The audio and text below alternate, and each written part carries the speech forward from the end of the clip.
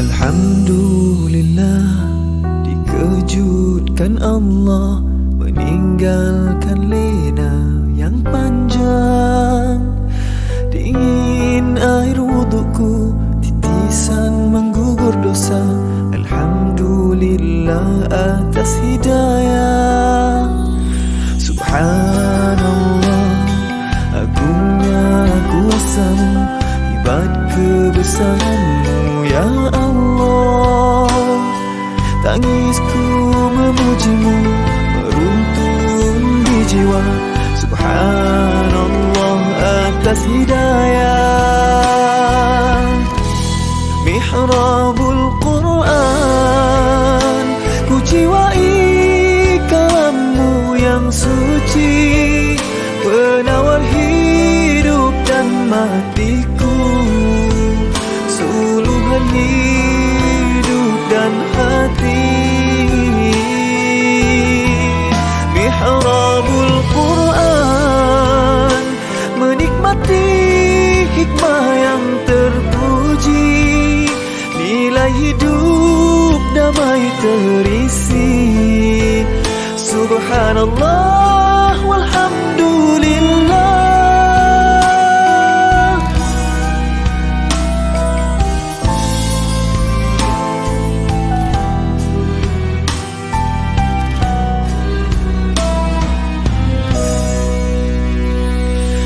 Alhamdulillah, dikejutkan Allah meninggalkan lena yang panjang.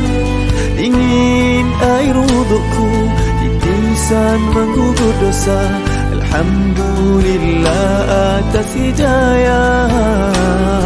Subhanallah, agungnya kuasa-Mu, hebat kebesaran-Mu ya Allah. Tangisku memuji-Mu, meruntun di jiwa. Subhanallah atas hidayah. Subhanallah, alhamdulillah. Subhanallah, alhamdulillah. Subhanallah, alhamdulillah. Subhanallah, alhamdulillah. Mihrabul Quran, ku jiwai kalam-Mu yang suci, penawar hidup dan matiku, suluhan hidup dan hati. Mihrabul Quran, menikmati hikmah yang terpuji, nilai hidup damai terisi. Subhanallah walhamdulillah.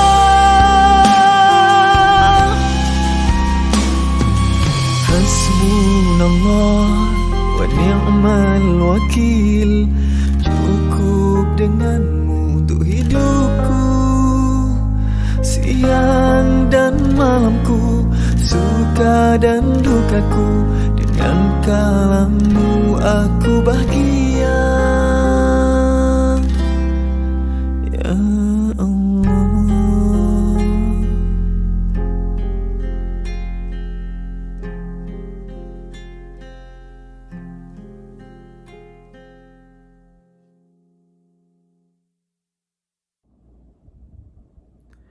Assalamualaikum warahmatullahi wabarakatuh.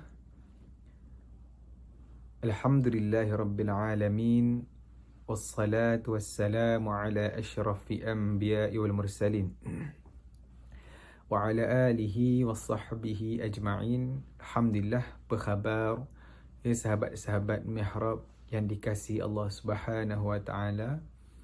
Jadi insya-Allah pada pagi yang mulia ini mari sama-sama kita meneruskan bacaan Al-Quran yang sambungan daripada surah Al-Hijr, muka surat 265 ayat yang ke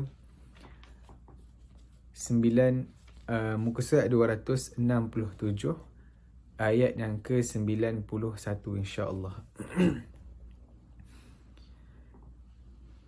Bismillahirrahmanirrahim. Allazina ja'alul Qur'ana 'idhin. فوربك لنسألنهم أجمعين عما كانوا يعملون فاصدع بما تؤمر وأعرض عن المشركين إنا كفيناك المستهزئين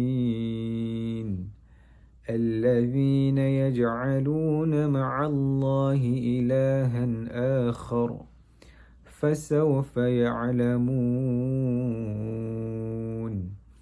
ولقد نعلم أنك يضيق صدرك بما يقولون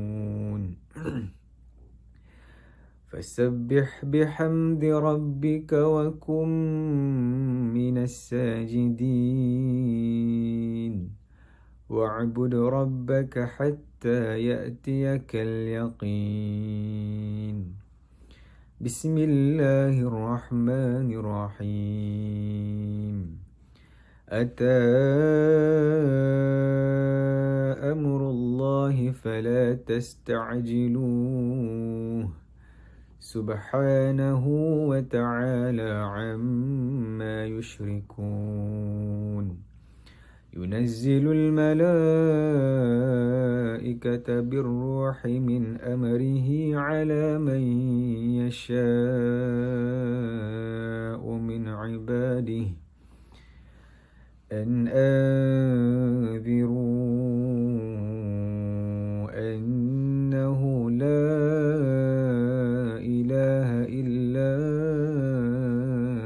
فاتقون خلق السماوات والأرض بالحق تعالى عما يشركون خلق الإنسان من نطفة فإذا هو خصيم مبين والأنعام خلقها لكم فيها دفء ومنافع ومنها تأكلون ولكم فيها جمال حين تريحون وحين تسرحون وتحمل أثقالكم إلى بلد لم تكونوا بالغيه إلا بشق الأنفس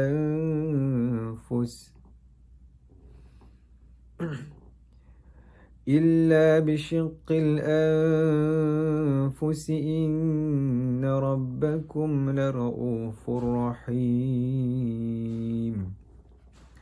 والخيل والبغال والحمير لتركبوها وزينة ويخلق ما لا تعلمون وعلى الله قصد السبيل ومنها جائر ولو شاء لهداكم أجمعين هو الذي أنزل من السماء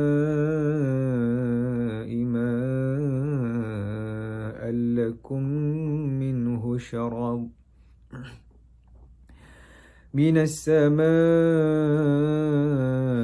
ماء لكم منه شراب ومنه شجر فيه تسيمون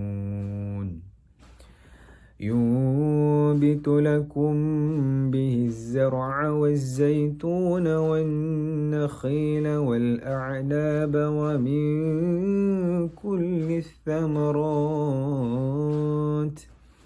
إن في ذلك لآية لقوم يتفكرون وسخر لكم الليل والنهار والشمس والقمر والنجوم مسخرات بأمره إن في ذلك لآيات لقوم يعقلون وما ذرأ لكم في الأرض مختلفا ألوانه إن في ذلك لآية لقوم يذكرون وهو الذي سخر البحر لتأكلوا منه لحما طريا وتستخرجوا منه حلية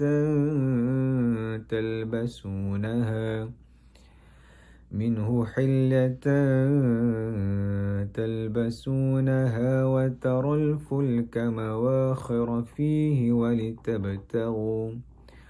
ولتبتغوا من فضله ولعلكم تشكرون صدق الله العظيم.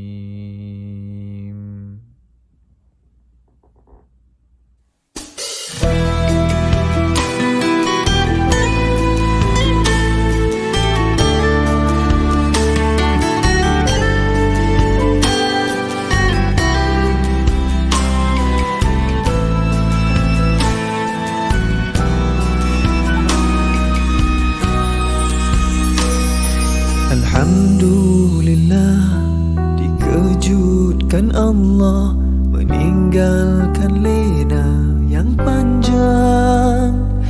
Dingin air wudukku, titisan menggugur dosa. Alhamdulillah atas hidayah. Subhanallah, agungnya kuasamu, hebat kebesaranmu ya Allah. Tangisku memujimu, meruntun di jiwa. Subhanallah atas hidayah. Mihrabul Quran, ku jiwai kalammu yang suci, penawar hidup dan matiku, suluhan hidup dan hati. Mihrabul Quran, menikmati hikmah yang terpuji, nilai hidup damai terisi. Subhanallah walhamdulillah.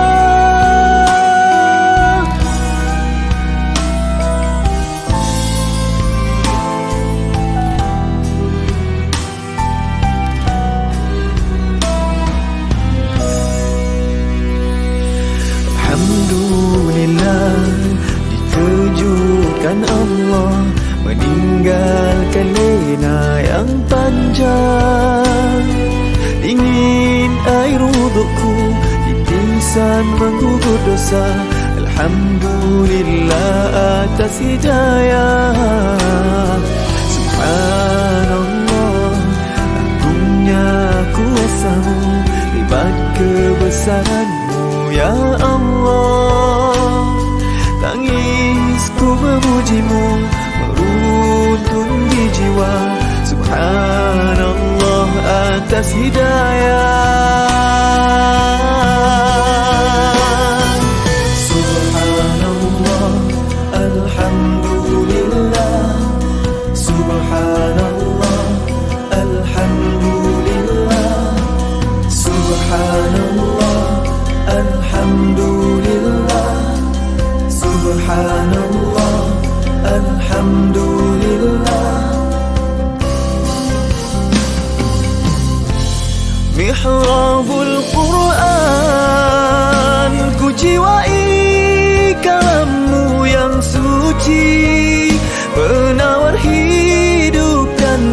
hatiku, suluhan hidup dan hati.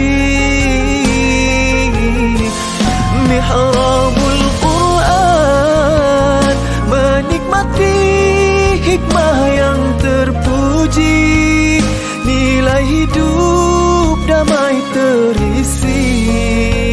Subhanallah walhamdulillah, hasbunallah wa ni'mal wakil. Cukup denganmu untuk hidupku, siang dan malamku, suka dan dukaku. Dengan kalammu aku bahagia, ya Allah.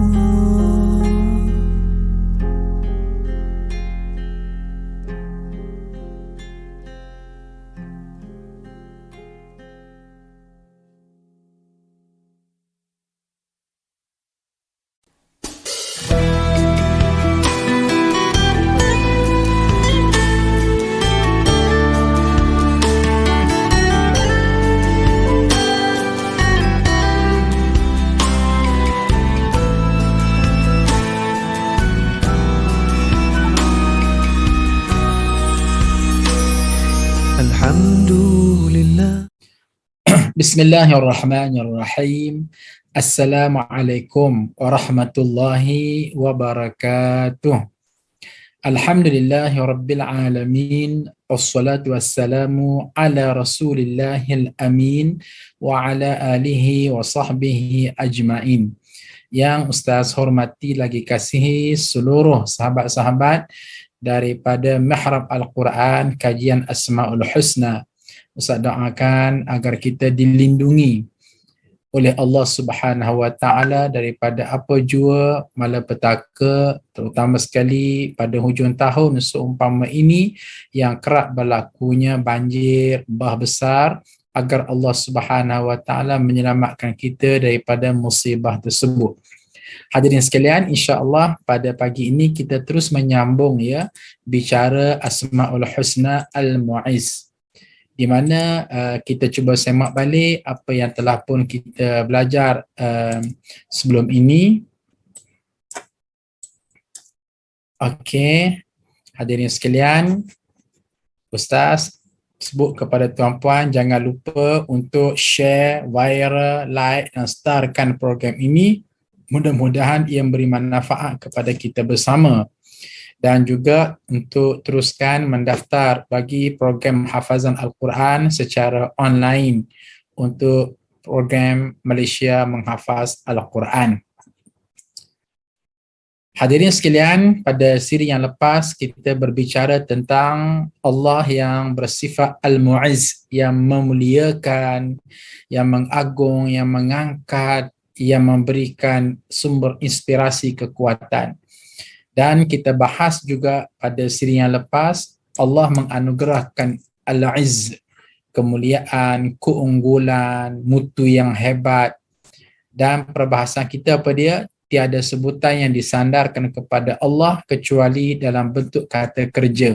Maknanya, kalau kita mengkaji Al-Quran, kita tak akan bertemu dengan Allah mengatakan aku ini Al-Mu'izz, yang memuliakan, yang menambah mutu, tetapi Allah Azza wa Jalla tampilkan dalam bentuk kata kerja. Allah menaikkan sesiapa yang dia kehendaki, Allah menurunkan sesiapa yang dia kehendaki, Allah memuliakan sesiapa yang dikehendaki, Allah menghinakan sesiapa yang dikehendaki. Dan kita juga telah belajar dalil-dalil daripada Al-Quranul Karim yang Ustaz gunakan istilah ini merupakan kita enjoy dengan Al-Quran, ekspedisi Al-Quran dalam mengenali sifat Allah Subhanahu Wa Taala yang bernama Al-Mu'izz. Baik, hadirin sekalian, Ustaz juga telah pun sebut bahawa antara cara untuk kita mendapat kemuliaan daripada Allah Azza wa Jalla, Ustaz sebut dan Ustaz sambung pada pagi ini ialah dengan 3+1. 3+1 ialah dengan kita mencari ilmu. Dan ingat tuan-puan, mencari ilmu ini tak semestinya ilmu secara formal. Ilmu secara formal ni maknanya kena pergi universiti, kena daftar, kena masuk semester, setahun, 2 tahun, kena buat assignment, kena buat assessment, kena buat quiz, kena buat final exam. Itu ilmu secara formal. Mungkin itu sangat terbatas apabila kita yang berkerjaya, maka boleh saja mencari ilmu secara tidak formal. Contohnya pagi ini dikatakan kita sedang mencari ilmu, menuntut ilmu, niat kita supaya kita ma'rifatullah, niat kita supaya kita boleh kukuhkan akidah, betulkan syariah dan mantapkan akhlak kita, niat kita supaya kita tak tergelincir menjadi insan-insan yang sesat dan menyesatkan. Maka dengan itu kita diangkat menjadi orang yang mulia di sisi Allah. Dan yang kedua ialah kita berjihad dengan cara yang telah Ustaz sebut pada siri yang lepas. Di hadapan kita ini Allah Azza wa Jalla menyediakan satu agenda yang besar. Apa agendanya? Agenda al-Islamu ya'lu wa la yu'la alaih.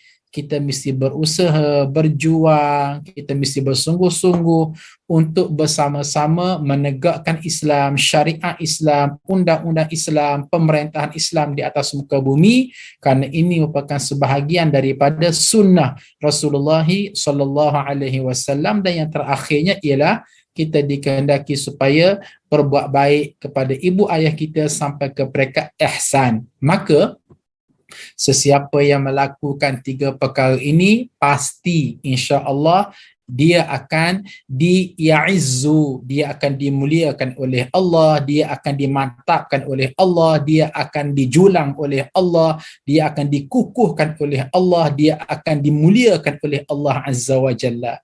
Tuan-puan, ingat ya, kemuliaan yang datang daripada makhluk adalah topeng semata-mata. Manusia kok puji kita, masyarakat kok puji kita, media kok puji kita, ini topeng.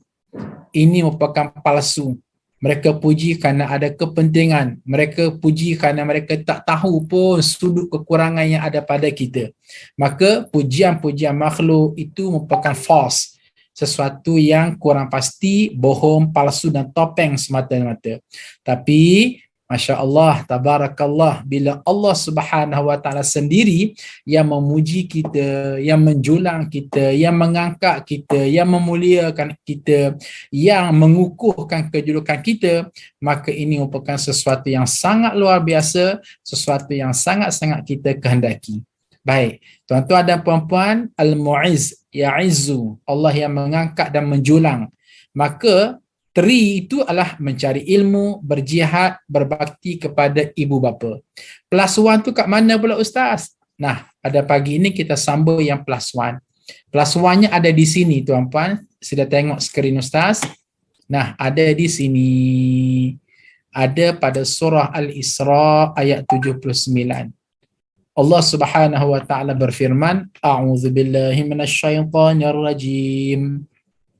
Wa minal laili fatahajjad bihi nafilatan laka asa an yab'athaka rabbuka maqaman mahmuda. Sadaqallahul azim. Dan pada sebahagian malam hari bersembahyang tahajudlah kamu sebagai suatu ibadah tambahan bagimu. Mudah-mudahan Tuhanmu mengangkat kamu ke tempat yang terpuji. Itu namanya apa dia? Itu namanya cara Allah Subhanahu wa ta'ala mahu ya'izzu, mengangkat, mengagung-agungkan kita. Dengan cara kita respon kepada arahan Allah. Surah Al-Isra ayat 79. Apa yang patut kita buat? Memperbanyakkan tahajud kepada Allah Azza wa Jalla. Hadirin muslimin dan muslimat sekalian, setiap ibadah yang Allah Azza wa Jalla syariatkan kepada kita ada KPI masing-masing, ada targeted masing-masing, ada goal masing-masing, ada big why masing-masing, ada learning outcome masing-masing, ada matlamat masing-masing. Apa tujuan kita puasa? La'allakum tattaqun, supaya kita bertakwa kepada Allah. Apa tujuan kita menunaikan zakat? Untuk membersihkan harta kita. Kok ditanya apa tujuan kita dikehendaki supaya bangun qiyamul lail tahajud? Jawapannya supaya maqamam mahmuda tercapai pada diri kita. Apa makna maqamam mahmuda? Supaya kita dimuliakan oleh Allah, supaya kita dikukuhkan oleh Allah, supaya kita dimantapkan oleh Allah, supaya kita didokong oleh Allah, supaya kita diistiqamahkan oleh Allah.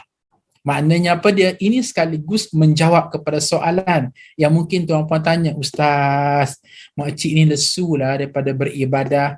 Masa rajin, rajin. Masa malas, malas. Macam mana ya supaya makcik ni istiqamah dalam beribadah? Rajin selalu bersedekah, rajin selalu baca Quran, rajin selalu taat suami, rajin selalu didik anak cara baik, rajin selalu untuk attend kuliah. Maka di sana ada praktikal yang kita kena buat. Apa dia? Qiyamul lail dan tahajud. Di situ bila kita istiqamah, maka pada masa itu insya-Allah Allah Azza wa Jalla akan memberikan kepada kita maqamam mahmuda, tempat yang terpuji. Allah akan ya'izzu al-mu'izz, Allah akan memuliakan kita, mengangkat dan menjulang kita. Namanya apa dia? Namanya tahajud. Baik, hadirin sekalian, mungkin tuan-puan bertanya, Ustaz, tahajud dan qiyamul lail ni apakah perkara yang sama? Jawapannya sama tapi tidak serupa. Qiyamul lail dan tahajud sama tapi tidak serupa. Oh, tak fahamlah Ustaz, apa yang sama, apa yang tak serupa. Mari kita merujuk kepada definisi masing-masing. Apa makna qiyamul lail? Qiyamul lail ialah ibadah yang didirikan pada waktu malam. Ibadat salat yang didirikan selepas solat Isyak, maka itu namanya qiyamul lail.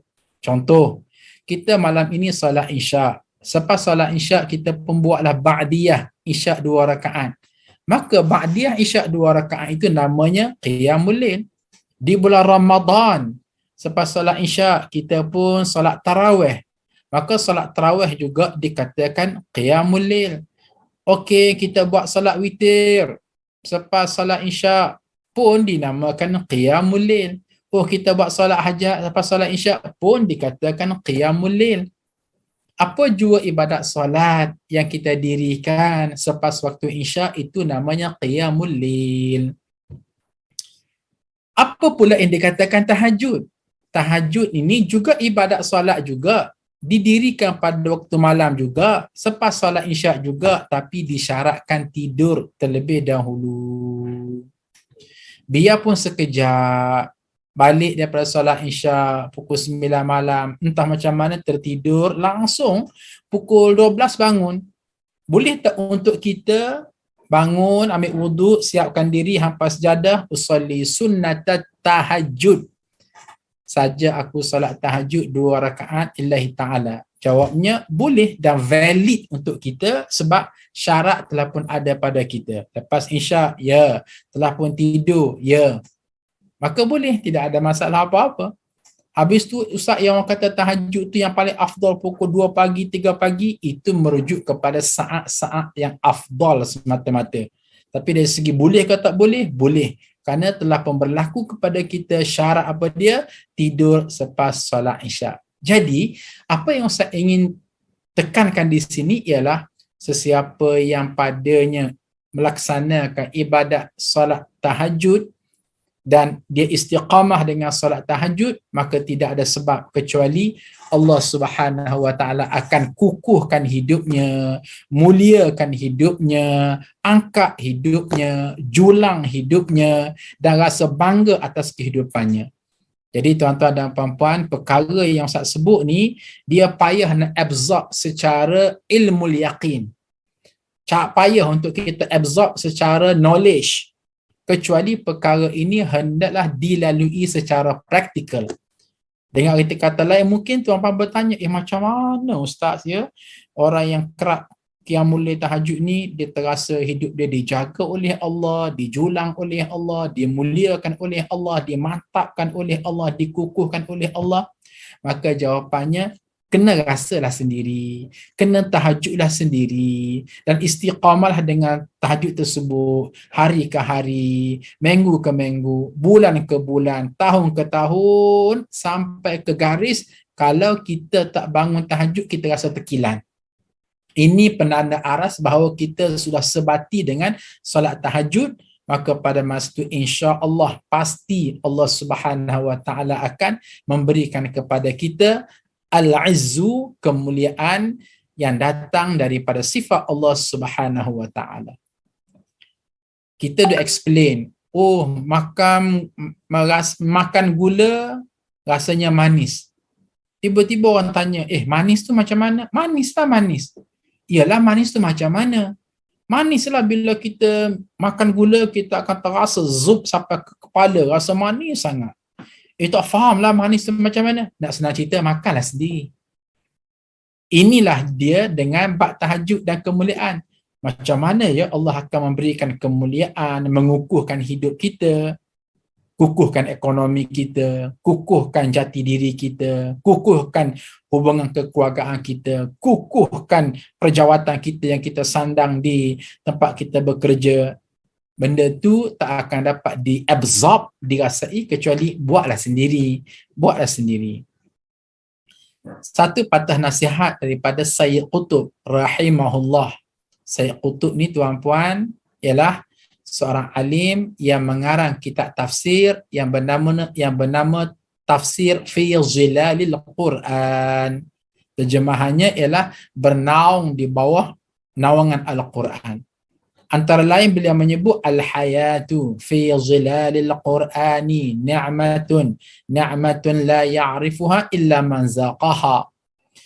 Hidup di bawah naungan Al-Quran ini satu nikmat. Tapi nikmat ini tak akan dapat dirasai kecuali kena rasa sendiri. Maknanya Quran tu kena baca sendiri. Quran tu kena kajinya sendiri. Quran tu kena duduk bersimpuh, baca, kaji, faham, beramal. Maka pada masa itu barulah kita terasa lazat, sedap dengan Al-Quranul Karim. Kalau sekadar mendengar syarahan orang, masih lagi hambar jawapannya. Baik. Hadirin muslimin dan muslimat sekalian, maka agenda bertindak kita pada saat sekarang ni apa dia? Kena praktiskan, perbanyakkan qiyamul lail dan tahajud supaya kita ini dimuliakan oleh Allah Subhanahu wa taala.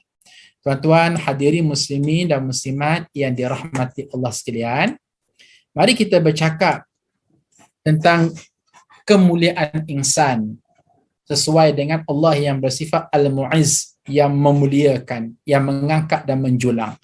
Ustaz mengambil kata-kata Imam Syafi'i rahimahullah, ada pada 3 hal kemuliaan insan itu terselit. Pertama, menyembunyikan kefakiran sampai orang mengira ia berkecukupan. Ini contoh orang mulia. Nak kata duit tu banyak, tak ada pun. Tetapi taklah sampai ke peringkat mengemis. Taklah sampai ke peringkat minta bantuan orang. Taklah sampai ke peringkat pergi door to door, ketuk pintu rumah orang untuk minta bantuan, tak. Sebaliknya, dia cuba kontrol diri dia dan dia terus independent. Dia terus berusaha. Dia terus berdikari dengan tulang 4 kerat.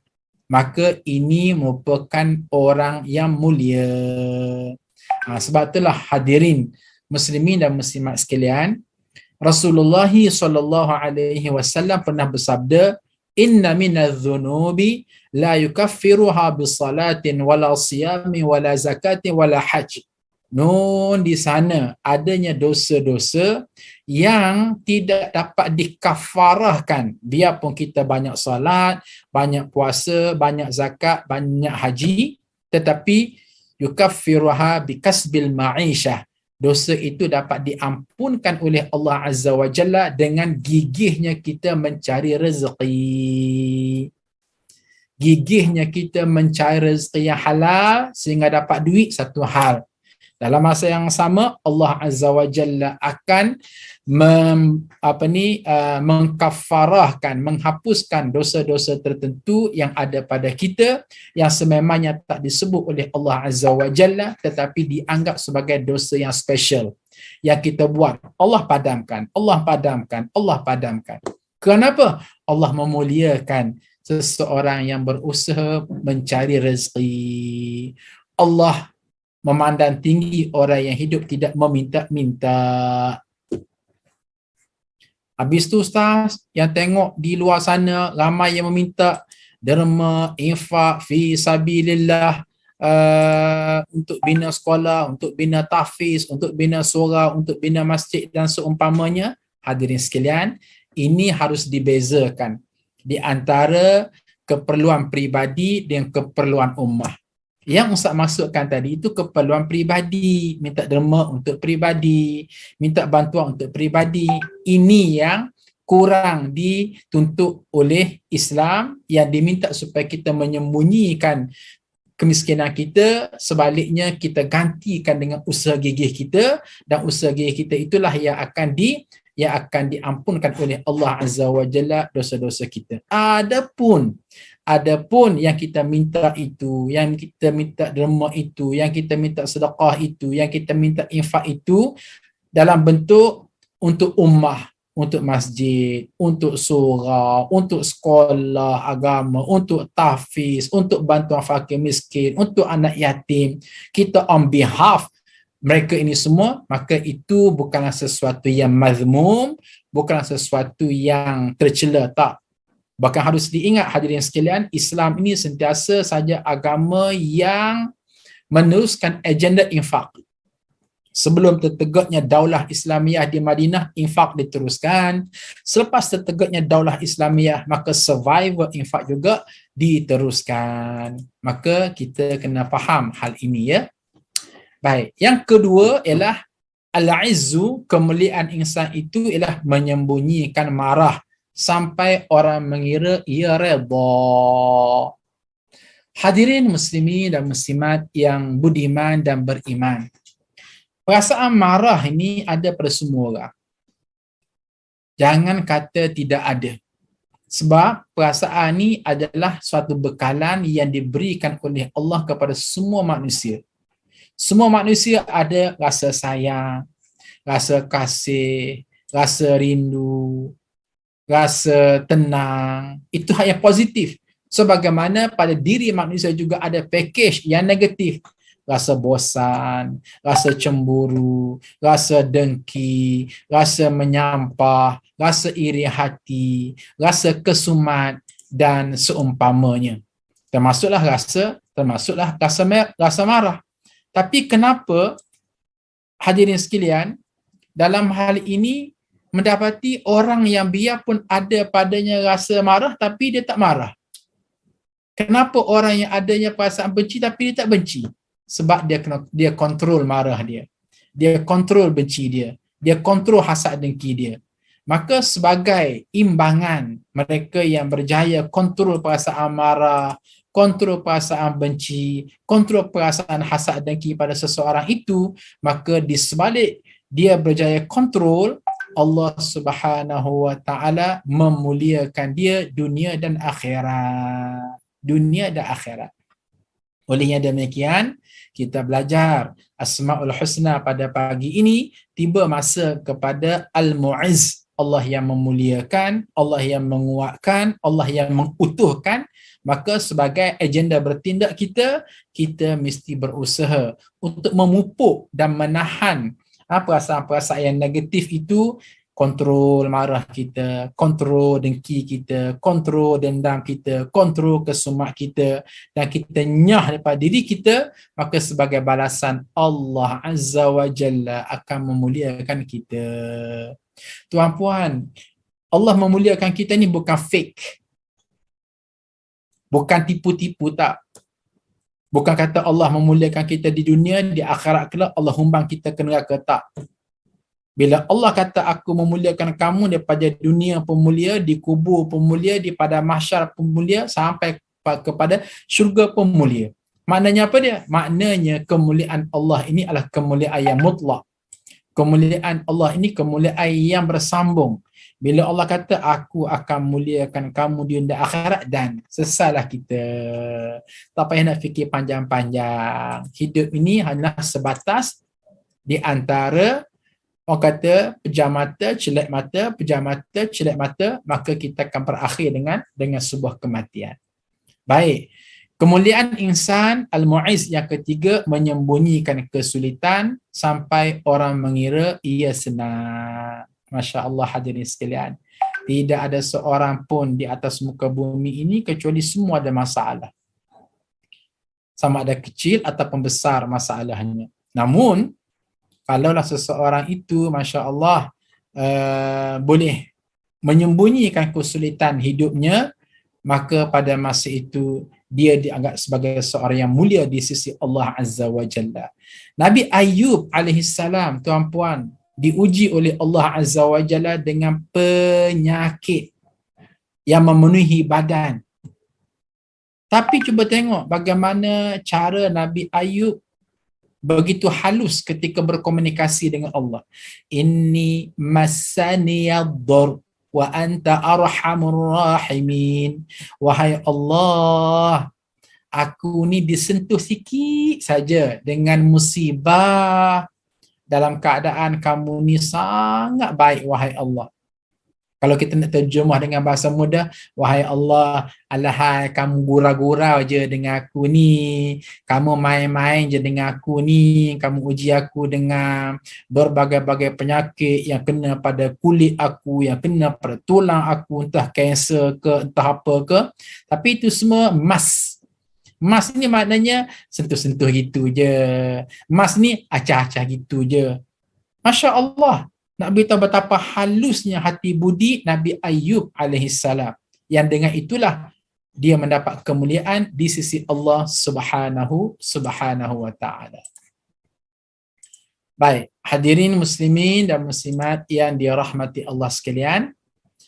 Seterusnya, mari kita terus melihat Al-Mu'izz menurut pandangan Syekh Profesor Dr. Abdul Razak bin Abdul Muhsin Al-Abbad Al-Badr, salah seorang di kalangan ulama tasawuf yang terkenal. Beliau antara banyak-banyak kata hikmahnya menyebut kenikmatan dan kemuliaan sebenarnya adalah di akhirat nanti.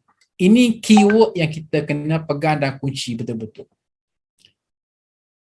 Kenikmatan dan kemuliaan yang sebenarnya adalah di akhirat nanti. Tuan-puan, terutama sekali mereka yang sudah leka dengan kemuliaan, ketinggian dan kehebatan semasa di dunia, tolong reserve satu perkara, iaitu apakah kemuliaan yang aku kecapi ini berpanjangan sampai hari kiamat? Wah, semasa di dunia kita ditata, kita dirai, kita diagungkan, kita dimuliakan. Naik kereta, orang buka pintu, tutup semula, ada driver, pergi function, semua orang berdiri, tepuk tangan, semua orang sembah kita, ibarat kata, semua orang agung-agungkan kita, semua orang bersiul-siul bercakap tentang kita, kita pula paling ramai follower, kita pula paling Insta famous, kita segala-galanya. Sehinggalah kita dinobatkan ada pangkat, ada harta, ada kedudukan. Maybe kita dipanggil Datuk, Datuk Seri, Tan Seri, yang mulia, apalagi yang berhormat, apalagi agung, raja, tuanku. Silakan, tidak ada masalah. Cuma satu je kita nak minta reserve. Reserve macam mana? Sila monolog pada diri kita sendiri. Apakah kemuliaan ini abadi untuk aku? Kita tak nak, Masya Allah, tabarakallah, kita semulia-mulianya dengan harta, pangkat, kedudukan dan jawatan, tiba-tiba akhirat kelak muka kita lah kena tenyih oleh Allah Azza wa Jalla di tiang neraka. Maka bila kita ada reserve sedemikian rupa, barulah kita akan banyak muhasabah diri kita. Muhasabah diri kita itulah dengan maksud kita jaga hidup beragama. Akidah kita kena jaga betul-betul, syariat kita kena jaga betul-betul, akhlak kita kena jaga betul-betul. Ingat tuan-puan, Allah yang bersifat Al-Mu'izz, Allah pada bila-bila masa sahaja boleh menjulang dan mengangkat seseorang, sebagaimana Allah Azza wa Jalla juga pada bila-bila masa boleh merendahkan seseorang. Tuan-tuan dan puan-puan sekalian, macam mana caranya untuk kita memupuk Al-Mu'izz dalam diri kita? Ada 3 langkah. Pertama, kena ada keyakinan diri. Yang kedua, kena ada harga diri. Yang ketiga, kena berdikari. Ustaz ambil contoh ya, yang paling simple. Ketika mana COVID selama 2 tahun, ketika mana COVID selama 2 tahun baru-baru ni kan, ramai yang kata tak ada job, dibuang kerja, tak dapat gaji, dan kita menyaksikan ramai yang merintih, yang kerja-kerja profesional pun merintih, pilot merintih, accountant merintih, engineer merintih, tak ada kerja. Tapi dalam masa yang sama mereka tidak pula nak berusaha untuk mendapatkan kerja. Mereka lebih merintih, oh saya tak ada kerja, kerja saya ni kerja yang berprestige, very professional. Contoh ni, sekadar contoh ya. Apa kerja saudara? Oh saya pilot.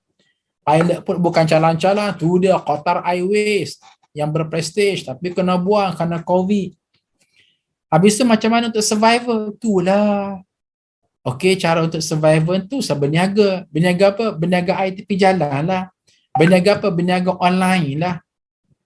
Terus kita kata, itu bukan standard saya. Itu bukannya orang kata level saya. Saya ni pilot, saya ni engineer, saya ni accountant. Jadi kalau saya nak turun makam saya, pergi berniaga pasar tani ke, pergi orang kata buat kerja-kerja pembukusan jualan online ke, tuan-puan, ini kita yang kata. Ini kita yang kata. Tapi agama kata betul lah tu. Agama kata betul. Kalau kamu nak pada kemuliaan diri kamu, kamu kena ada keyakinan diri kamu sendiri. Kamu kena ada yakin dengan diri kamu, kamu kena ada harga diri kamu, dan kamu kena berdikari. Barulah kamu dimuliakan oleh Allah Subhanahu Wa Taala. Soal orang nak kata apa, itu kamu punya pasal, orang punya pasal lah. Sebab apa? Sebab kita tidak mampu untuk menyekat mulut orang. Yang paling penting ialah kita melakukannya secara syariah compliant. Itu yang paling penting. Kita melakukannya secara syariah compliant. Ikut syariat. Ustaz pernah lah cerita lama, cerita dulu-dulu kala lagi. Ada seseorang berjawatan tinggi, berpangkat, sampai ke peringkat hampir jutawan lah orangnya. Tapi kita kena pasti dia terlibat dengan rezeki yang haram. Kekayaan dia itu berpunca daripada saluran yang tidak baik. Saluran haram. Banyaklah saluran haram ni kan. Ambil duit orang ke, tipu ke, rasuah ke, manipulasi projek ke. Jadi, bila dia luah perasaan kepada Ustaz kata, tinggallah yang haram tu, ambilkanlah yang halal. Berniagalah apa-apa pun tak kisah. Hatta berniaga di pasar malam pun itu lagi mulia. Ustaz, berniaga di pasar malam, takkan title saya nak berniaga di pasar malam? Itu awak kata, tapi agama kata betul lah tu. Kita kena ada harga diri dengan Islam. Kita kena muliakan diri kita dengan Islam. Cerita orang nak kata pergilah. Tapi aku buat ikut syarat. Daripada kaya dengan rasuah, kaya dengan menggelapkan orang, kaya dengan tipu orang, lebih baik hidup bersederhana tapi independen. Tapi kita buat kerja dengan diri kita sendiri. Sebab itulah sejujurnya Ustaz, tuan-puan, bila Ustaz naik kereta, sampai di simpang 3, simpang 4, traffic light, lampu warna merah, kadang-kadang ada orang menjual kan, jual buah mangga. Biasa tengok tak? Ada orang menjual buah mangga tu kan, siap kadang-kadang dia letak lagi dia punya macam-macam lah kat dada dia, saya menjual buah mangga gini. Satu tong tu RM10, satu balang. Tuan-puan, mungkin kita kata alahai low profile-nya kerja kamu, alahai rendahnya nilai mutu kerja kamu. Tetapi Ustaz tidak begitu. Ustaz kata, Masya Allah, sangat ada harga diri kamu. Demi kasbul ma'isyah, demi nak mendapatkan usaha, dan usaha kamu usaha yang halal, kamu rela buat. Kamu lebih mulia daripada Nun yang kaya raya dengan rasuah. Kamu lebih al-izzah, ada kemuliaan yang pandai dan kaya raya dengan tipu orang. Jadi nak tak nak kita kena ada keyakinan diri, harga diri, dan level of confidence kita kena kuat. Baik. Seterusnya, hadirin muslimin dan muslimat yang Ustaz kasihi sekalian, ingat tak ayat 79 surah Ali Imran ini Ustaz insya-Allah tak akan pernah tinggal dan tak akan pernah lupa untuk ingatkan kepada tuan-puan ketika mana kita belajar Asmaul Husna. Ayat ini menjadi asas untuk kita relate kemuliaan Allah Azza wa Jalla, aplikasikan dalam hidup kita, dalam batas kita sebagai hamba Allah Subhanahu wa taala. Allah Subhanahu wa taala berfirman, A'udzu billahi minasyaitonir rajim. Ma kana li basharin an yu'tiyahu Allahu al-kitaba wal hukma wan nubuwwah thumma yaqula lin-nasi kunu 'ibadan li min dunillah walakin kunu rabbaniyyin bima kuntum tu'allimuna al-kitab wa bima kuntum tadrusun. Tidak wajar bagi seseorang manusia yang Allah berikan kepadanya Alkitab, hikmah dan kenabian. Lalu dia berkata kepada manusia, hendaklah kau menjadi penyembah-penyembahku, bukan penyembah Allah. Akan tetapi dia berkata, kunu rabbaniyina bima kuntum tu'allimuna alkitab wa bima kuntum tadrusun. Hendaklah kamu menjadi orang-orang rabbani, karena kamu selalu mengajarkan Alkitab dan disebabkan kamu tetap mempelajarinya. Mudah daripada ayat ini untuk tuan-tuan dan puan-puan faham, untuk kita relatekan dengan Asmaul Husna Al-Mu'iz, apa dia? Begini. Allah nak kata begini, wahai hamba-hambaku yang sedang mengikuti program Asmaul Husna, aku ini Allah, Tuhan kamu yang bersifat Al-Mu'iz, yang mulia, yang mengagung-agungkan hambanya yang baik, yang mengukuhkan hambanya yang baik, yang memperkuatkan hambanya yang baik.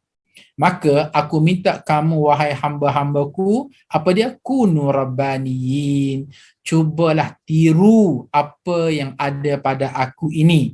Maknanya, kalau aku ini mulia, maka cubalah kamu berusaha untuk memuliakan diri kamu sendiri.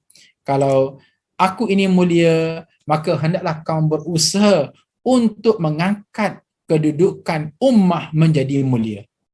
Maka di saat kita bergerak dan berusaha untuk memajukan diri kita, memajukan ummah kepada menjadi ummah yang mulia, masyarakat yang mulia, diri yang mulia, maka pada masa itu diam tak diam kita sedang mengaplikasikan kunu rabbaniyina bima kuntum tu'allimuna al-kitab wa bima kuntum tadrusun. Maka di sini tuan-tuan dan puan-puan, ustaz ingin membuat beberapa praktikal atas apa yang kita sedang belajar. Pertama, dengan merujuk kepada sepotong hadis Rasulullah sallallahu alaihi wasallam yang berbunyi, an Abi Hurairah radhiyallahu taala anhu qala Rasulullah sallallahu alaihi wasallam akmalul mu'minina imanan ahsanuhum khuluqa wa khiyarukum linisaihim, rawahu Tirmizi wa ghairuh. Dari Abu Hurairah radhiyallahu taala anhu bahawa Rasulullah sallallahu alaihi wasallam bersabda, orang mukmin yang paling sempurna imannya adalah yang paling baik akhlaknya, dan sebaik-baik kamu adalah orang yang paling baik kepada isterinya. Tuan-puan, sesiapa yang nak menjadi seorang yang mulia, terutama sekali orang lelaki, hendaklah dia memuliakan orang perempuan.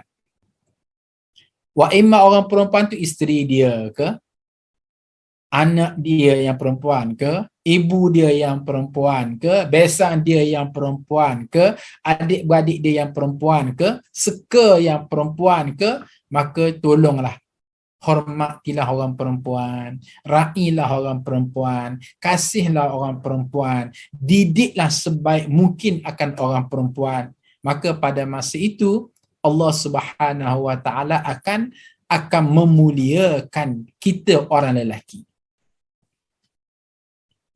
Ini janji daripada Rasulullah sallallahu alaihi wasallam yang Nabi tidak pernah mungkir janji.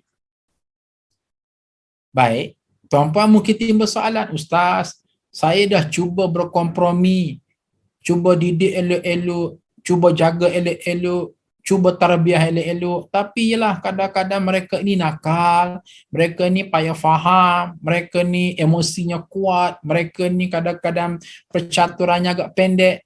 Maka jangan bimbang dan khawatir, sebab ini merupakan cabaran kepada kita orang lelaki. Allah Azza wa Jalla akan memberikan kepada kita pahala yang berganda. Pahala pertama, pahala mendidik dan mentarbiah. Pahala yang kedua, kesabaran kita dalam mendidik dan mentarbiah.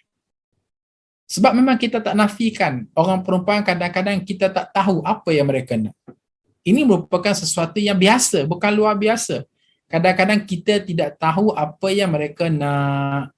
Satu hari kita bersama dengan isteri kita bersiap sedia untuk pergi kenduri kahwin. Ini pada contoh. Elok-eloklah isteri kita keluarkan 2 helai baju daripada almari dan beritahu, abang, kita kan nak pergi kenduri. Ya. Okey, ada 2 helai baju. Ya. Satu warna merah, satu warna biru. Abang pilihlah mana yang lebih cantik, warna merah ke warna biru? Kata si suami, pilihlah yang mana-mana okey belaka, merah pun tak apa, biru pun tak apa. Tuan-puan, jawapan itu belum tentu betul tu. Silap hari bulan, dipulangkan paku keras. Abang ni memang tak boleh diharap. Untuk buat pilihan merah ke biru pun tak boleh nak buat keputusan. 1-0. Kita pun kata, okey, warna merah cantik juga. Warna merah rasa warna kuning lagi cantik. Kok situ pula perginya? Tadi suruh buat pilihan antara merah dengan biru. Tiba-tiba keluar pula pandangan yang kedua, itulah warna kuning. Itu yang kita katakan, apa sebenarnya yang dikehendakinya? Jadi, hadirin muslimin dan muslimat sekalian, pergilah kita ke tempat kenduri. Siap bagi warning. Abang, kat tempat kenduri itu pasti ramai orang perempuan yang berhias. Ingat ya abang, semua tu haram belaka. Jangan pandang. Saya seorang saja yang halal untuk abang. Kita orang lelaki ni, ya jujur. Ya betul, saya faham. Duduk, makan, tiba-tiba bahu kita ni disentuh.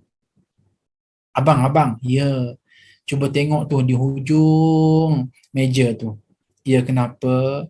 Mana lebih cantik, saya ke dia? Oh, saya tak tengok perempuan lain. Saya hanya tengok kepada awak saja yang halal untuk saya. Alah, sekejap dia tengok, tak apa. Pula dah. Tadi kata tak boleh, sekarang kata boleh. Kita pun tengoklah. Okey, mana lebih cantik? Saya ke dia? Puan-puan, agak-agak lah kalau kita kata, oh perempuan tu lagi cantik. Apa jadi? Kiamat. Hawa biru, huru hara berlaku. Maka pastinya suami itu akan berkata, kamu sebagai isteriku 1000 kali lebih cantik daripada perempuan tersebut. Tapi ingat, belum tentu itu betul tu. Belum tentu jawapan itu betul dan tepat. Silap hari bulan dipulangkan paku keras. Apa dia kata? Bohong. Sebenarnya nak kata perempuan itu cantik kan? Tapi saja je kata saya cantik. Pula dah. Jadi, sebut perempuan itu cantik pun tak betul, sebut dia cantik pun tak betul. Ini yang dikatakan, kadang-kadang, maaf cakap, kita tak tahu apa perempuan yang dia nak. Namun, kita sebagai orang lelaki kena sabar. Sabar je lah dengan kerana orang perempuan. Sebab apa? Sebab Nabi SAW menjanjikan orang lelaki yang sabar dengan kerana orang perempuan, yang kita tak tahu ke mana mereka nak pergi, pada masa itu berganda-ganda kemuliaan yang Allah Azza wa Jalla berikan kepada orang lelaki tersebut. Namun kita tak nafi apa jua keadaan sekalipun, orang perempuan, wa imma atas nama ibu kita, anak-anak perempuan kita, isteri kita, sentiasa saja yang terbaik untuk kita, insya-Allah. Itu yang pertama.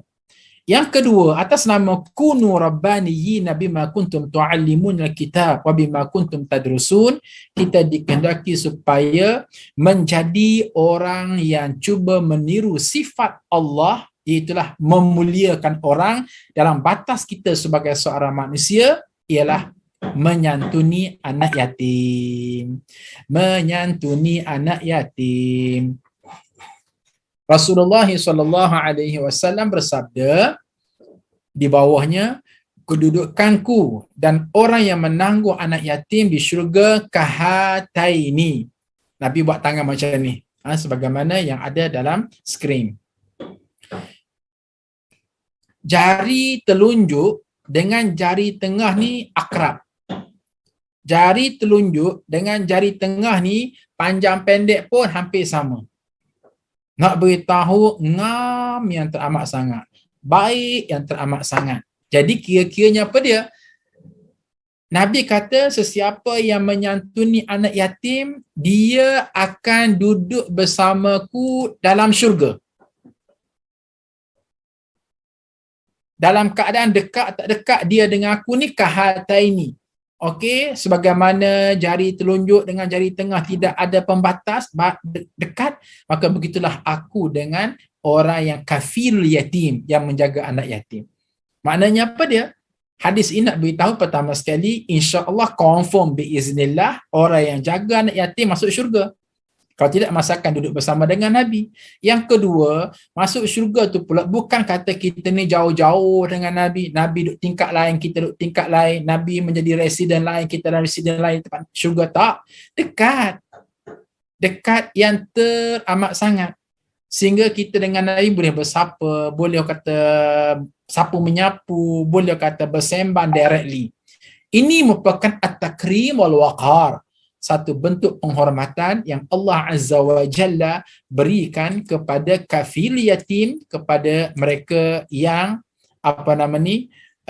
yang menjaga anak yatim.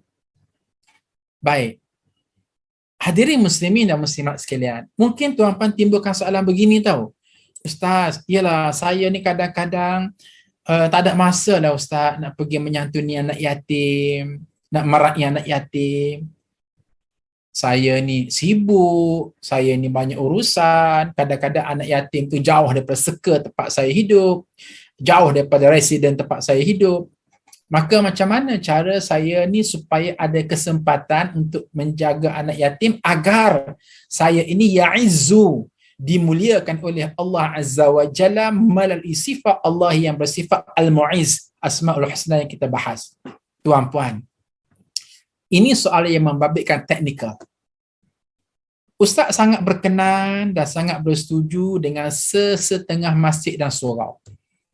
Iaitu, kalau kita pergi sesetengah masjid dan surau, mereka menyediakan 3 tabung. 1 tabung untuk pembangunan masjid. 2 tabung untuk fakir miskin. 3 tabung untuk anak yatim. Maka kita diberi pilihan, aku hari nak infak ke arah mana?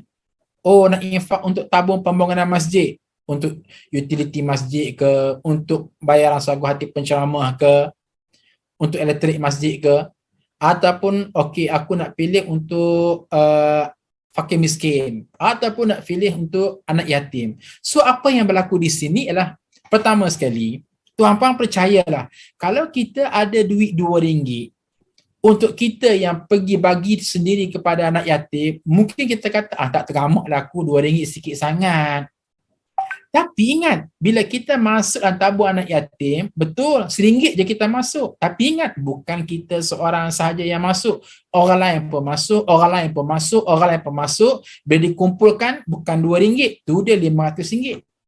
Maka RM500 itu ada duit kita RM2. Pada masa itu RM500 tergamak ataupun tidak nak agih kepada anak yatim, tergamak. Munasabah jumlahnya. Itu yang pertama. Yang kedua ialah, pihak AJK Masjid akan fikirkan on behalf bagi pihak kita. Okey, pada saat ini kita nak beri kepada bantuan anak yatim di Pahang, di Kedah, di Selangor. Kita sudah ada lokasi tersendiri yang kita allocatekan bajet ini. So kita tak payah nak fikir dah. Kita tak payah nak fikir dah dengan RM2 nak hantar ke mana. Sebab apa? Sebab AJK Masjid Surau lah yang akan distributekan duit tersebut. Jadi nak beritahunya ialah nak 1000 daya, tak nak 1000 dalih. Kita boleh suggest kepada pihak Masjid dan Suwab. Kalau belum ada dan kalau sudah ada, alhamdulillah kita welcome, sambut saja. Sebab target kita apa dia? Dengan menjaga anak yatim itu, aku nak mendapatkan kemuliaan daripada Allah yang bersifat Al-Mu'izz, supaya Allah ya'izzuna, memuliakan aku, Allah mengukuhkan aku, Allah menjadikan aku ini mantap dan teguh. Ini yang kita kehendaki, tuan-tuan dan puan-puan sekalian. Akhir sekali apa dia? Akhir sekali ialah yang ketiga. Yang ketiga ialah disebut di sini, amarani Jibril an uqaddimal akabir. Jibril memerintahku untuk mengutamakan orang-orang tua. InsyaAllah tuan-puan, sesiapa yang mengutamakan orang tua, beri dulu jalan untuk mereka, beri dulu mereka nak berucap, beri dulu mereka makan. Kita yang muda ni tak apalah, kita follow saja orang tua tersebut. Maka pada masa itu, ini merupakan makarimul akhlak, akhlak yang mulia, dan pada masa itu insya-Allah kita akan mendapat kemuliaan daripada Allah Subhanahu wa taala. Tuan-tuan dan puan-puan hadirin muslimin dan muslimat sekalian, bagi mengakhiri perbincangan Asmaul Husna kita pada pagi ini, maka Ustaz abadikan dengan satu doa. Doa keselamatan dari bencana dan kehinaan. Doa keselamatan dari bencana dan kehinaan. Doanya berbunyi, Allahumma inni a'udzubika min jahdil bala'i wa darakis syaqa'i wa su'il qada'i wa syamatatil a'da'i. Allahumma inni a'udzubika min jahdil bala'i wa darakis syaqa'i wa su'il qada'i wa syamatatil a'da'i. Yang bermaksud, wahai Allah, sesungguhnya aku berlindung kepadamu dari susahnya bala, hinanya kesengsaraan, keburukan qada dan kegemaran para musuh yang cuba nak menikamku dari belakang. Menikam ni sama ada menikam secara zahir ataupun menikam dalam bentuk memanipulasi. Jadi doa ini kita baca supaya kita diselamatkan oleh Allah Subhanahu wa taala. Jadi tuan-tuan dan puan-puan, itulah kiranya pelengkap bicara kita tentang kajian Asmaul Husna yang berjudul Al-Mu'izz, Allah yang memuliakan. InsyaAllah akan datang kita akan terus dengan kajian Asmaul Husna yang bernama Al-Mudhil, Allah yang menghinakan, Allah yang mengaibkan, Allah yang merendahkan pada diri seseorang. Kita akan tengok teks dan konteks ayat dalam perbahasan Asmaul Husna, macam mana realiti ini boleh berlaku. InsyaAllah kita akan sama-sama bicara tiba masanya kelak.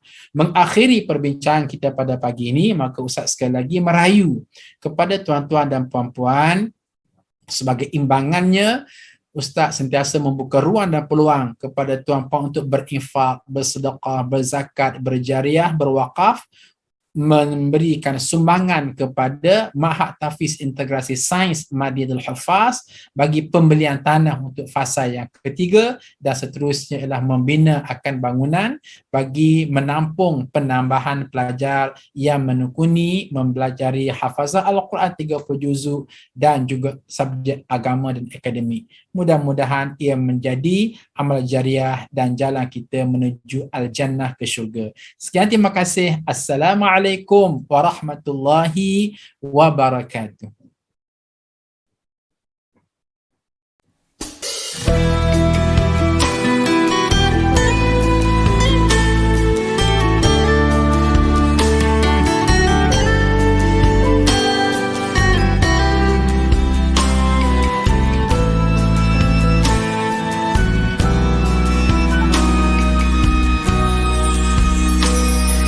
Alhamdulillah, dikejutkan Allah meninggalkan lena yang panjang. Dingin air wudukku, titisan menggugur dosa. Alhamdulillah atas hidayah.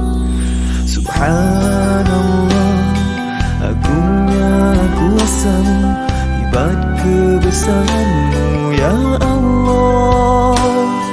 Tangisku memuji-Mu meruntun di jiwa. Subhanallah atas hidayah. Mihrabul Quran, ku jiwai kalam-Mu yang suci, penawar hidup dan matiku, suluhan hidup dan hati. Mihrabul Quran, menikmati hikmah yang terpuji, nilai hidup damai terisi. Subhanallah walhamdulillah.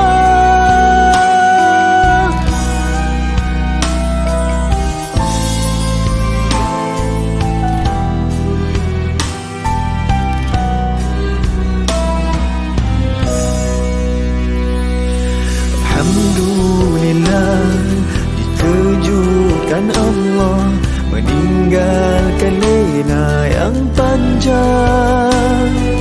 Dingin air wudukku, titisan menggugur dosa. Alhamdulillah atas hidayah. Subhanallah, agungnya kuasa-Mu, hebat kebesaran-Mu ya Allah. Tangisku memuji-Mu meruntun di jiwa. Subhanallah atas hidayah. Subhanallah, alhamdulillah. Subhanallah, alhamdulillah. Subhanallah, alhamdulillah. Subhanallah, alhamdulillah. Mihrabul Quran, ku jiwai kalam-Mu yang suci, penawar hidup dan matiku, suluhan hidup dan hati. Mihrabul Quran, menikmati hikmah yang terpuji, nilai hidup damai terisi. Subhanallah walhamdulillah. Hasbunallah wa ni'mal wakil. Cukup dengan-Mu untuk hidupku, siang dan malamku, suka dan dukaku. Dengan kalam-Mu aku bahagia ya Allah.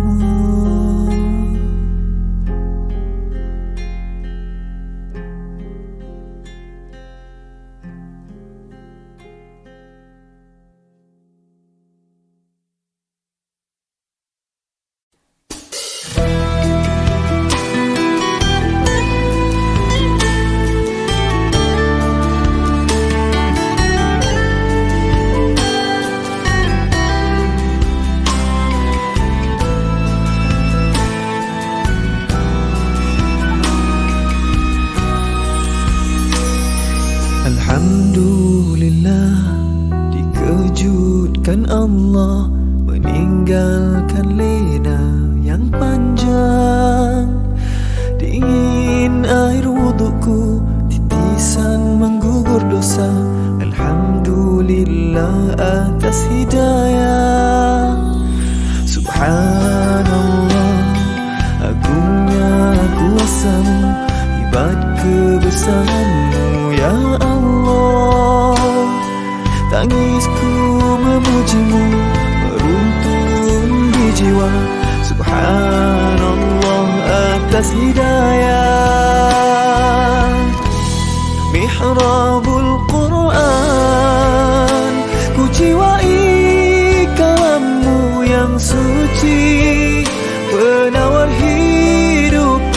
hatiku, suluhan hidup dan hati.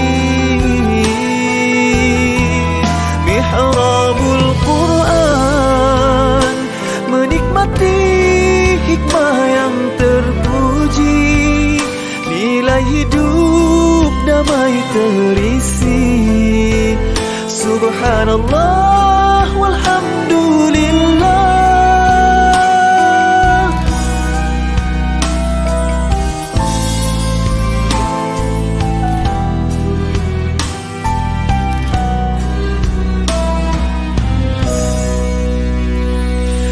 Alhamdulillah, dikejutkan Allah meninggalkan lena yang panjang.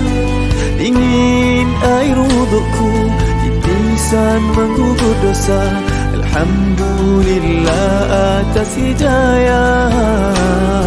Subhanallah, agungnya kuasamu, hebat kebesaranmu ya Allah. Tangisku memujimu, meruntun di jiwa. Subhanallah atas hidayah. Subhanallah, alhamdulillah. Subhanallah, alhamdulillah. Subhanallah, alhamdulillah. Subhanallah, alhamdulillah. Mihrabul Quran, ku jiwai kalammu yang suci, penawar hidup dan matiku, suluhan hidup dan hati. Mihrabul Quran, menikmati hikmah yang terpuji, nilai hidup damai terisi. Subhanallah walhamdulillah. Hasbunallah wa ni'mal wakil, cukup denganmu untuk hidupku, siang dan malamku, suka dan dukaku. Dengan kalammu aku bahagia ya